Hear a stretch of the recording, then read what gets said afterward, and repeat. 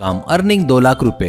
वैजाग नामक गांव में मालिया करके एक आदमी रहता था। उसके हाथ पैर सब सही रहने के बावजूद भी वो जानबूझकर वो अंधा बनकर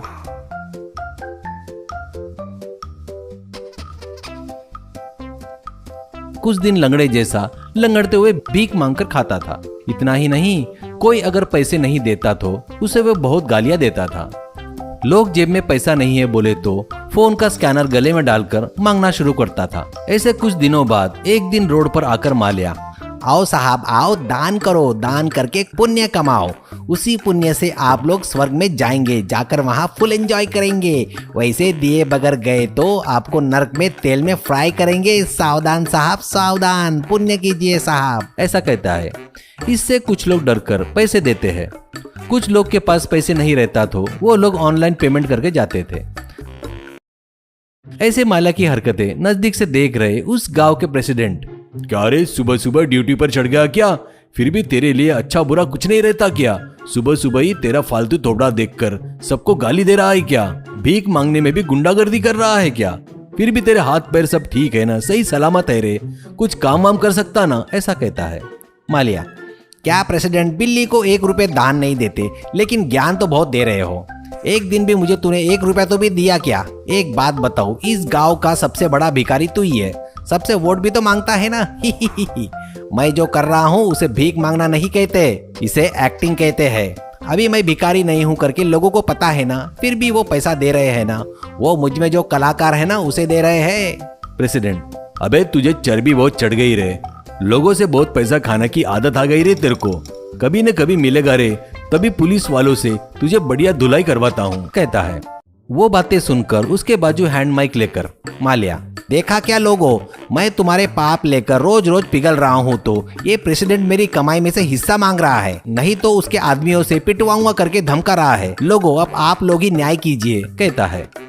इससे पैसे देने वाले लोग आकर प्रेसिडेंट को बहुत गालियां देते हैं। इससे जरूरत रही या ना रहे, लोगों के सामने सिंपैथी के लिए हर बार ऐसे ही प्रेसिडेंट को फंसा रहा था। ऐसे कुछ दिन बीतने के बाद रोड के बाजू में उसकी झोपड़ी में रह रहे मालिया के पास इनकम टैक्स ऑफिसर आकर उसे घेर लेते हैं। तभी बेचारा प्रेसिडेंट वर्करों से रोड रिपेयरिंग करवा रहा था। तो मालिया प्रेसिडेंट को देखकर फटाफट माइक लेकर, मालिया, लोगों, मेरे प्यारे लोगों, बचाओ बचाओ, ये प्रेसिडेंट फिर से मुझे बदला लेने आया है। फिर से मुझसे बदला लेने के लिए इस भिखारी के घर में अपने आदमियों को भेजकर आपसे मुझे दूर करना चाहता है। इस प्रेसिडेंट को छोड़ना मत, इसे मार डालो, ऐसा कहता है। इन बातों से डरकर प्रेसिडेंट, मुझे और कोई काम धंधा नहीं है क्या रे? मुझको बहुत सारे काम है, हमेशा तेरे भीख के बारे में सोचता रहूंगा क्या? ऐसा कहता है। इतने में वहाँ आए लोगों से ऑफिसर, देखो लोगों, ज्यादा गर्म होने की जरूरत नहीं है। देखो, हमको किसी ने कंप्लेंट नहीं किया है। इसके बैंक अकाउंट में हर महीने 1.5 लाख से 2 लाख रुपए जमा हो रहे हैं। अभी इसके अकाउंट में 80 लाख रुपए जमा है। इतना ही नहीं, पिछले 5 सालों में सिटी में 60 लाख रुपए के 2 ट्रिपल बेडरूम फ्लैट भी खरीदा है। ये इतना सब कुछ करके भी सरकार को इनकम टैक्स नहीं बांध रहा है। ये कौन है करके महीने भर से इंक्वायरी। शादी हो रही है, भूल जाओ मुझे अब्दुल्ला। अशु, लेकिन मेरा नाम तो अली है। अली तो तुम भी भूल जाओ और अब्दुल्ला को भी बता देना। इंक्वायरी किए तो आखिरी में ये यहाँ पर मिला है। हम पहले इससे थोड़ी सेटिंग करते हैं, इसके बाद आप लोग अपना हिसाब कर लेना। ऐसा कहकर वो ऑफिसर संकल से उसे बांध देता है। फिर वहीं रखे पेटी भरकर बहुत सारा पैसा दिखता है। वो देखकर मालिया, क्या कह रहे हो जी? तुम लोगों को मैं टैक्स क्यों भरूं? मैं अपनी मेहनत करके भीख मांग के पैसे कमा रहा हूं और टैक्स तुमको भरूं क्या? ये लोग कितने बेवकूफ है पता है क्या तुमको? एक भी लोग बराबर पैसे नहीं देते। इनके जेब से पैसे निकालने के लिए कितनी एक्टिंग करनी पड़ती है पता है क्या तुमको? कितना अपडेट रहना पड़ता। इन बेवकूफों की वजह से स्कैनर भी लेकर घूमना पड़ता है, इसलिए बेवजह तुमको मिल गया।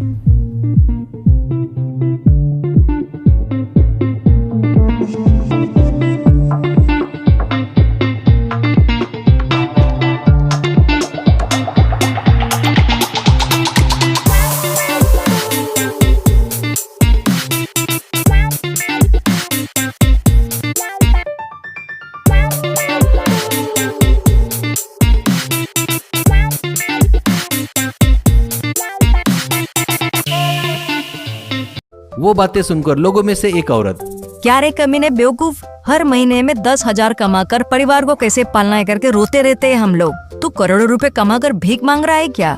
ऊपर से पैसे देने वाले हमको ही नीचा दिखाकर बात कर रहा है क्या? तू ऐसे सीधे बातों से रास्ते पर नहीं आएगा रे। तुझे जब तक अच्छी मार नहीं पड़ेगी ना, तू सुधरेगा नहीं।